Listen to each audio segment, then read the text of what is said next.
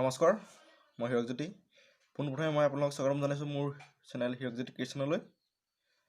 আপোনালোকে যোৱাটো ভিডিঅ'ত দেখিবলৈ পাইছিলে অসমৰ জনপ্ৰিয় কণ্ঠশিল্পী নীল আকাশ দা আৰু ৰোহিণ ফুকনে কেনেকৈ সময় পাৰ কৰি আছিলে। আজি আপোনালোকক এই ভিডিঅ'টোৰ যোগেদি দেখাম নৱপ্ৰজন্মৰ এজন উদীয়মান কণ্ঠশিল্পী দীপ দিহিং, তেওঁনো কেনেকৈ সময়বোৰ পাৰ কৰি আছে। আহক চাওঁ। নমস্কাৰ, মই দীপ দিহিং। মোৰ নাগিনী গীতটো অকণমান আপোনালোকক শুনাব বিচাৰিছোঁ। অলপতে গীতটো ৰিলিজ হৈ গৈছে, অকণমান শুনক।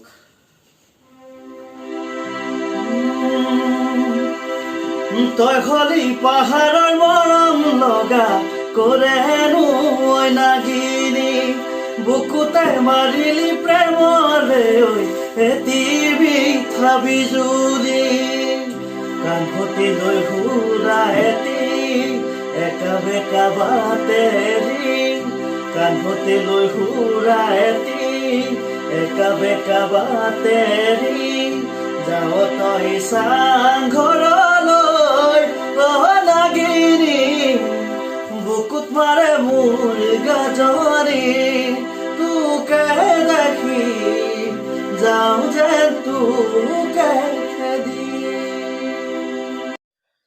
দেখিবলৈ পালে দীপ দাদাই কিদৰে সময়বোৰ পাৰ কৰি আছে। আহক এইবাৰ আমি নৱপ্ৰজন্মৰ আন এজন কণ্ঠশিল্পী বিজিত নেওগ, তেখেতনো কেনেকৈ সময় পাৰ কৰি আছে আমি চাওঁ আহক।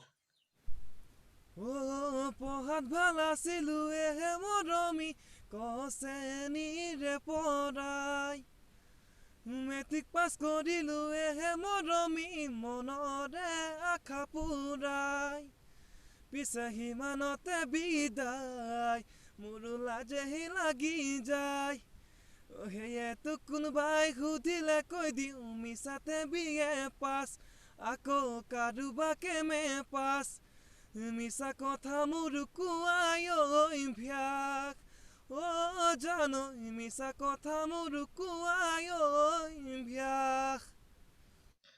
দেখিবলৈ পালে বিজিত দাই কিদৰে সময় পাৰ কৰি আছে। তেখেতৰ এতিয়া আহিবলগীয়া নতুন গীত তাকে গুণগুণাই আছে।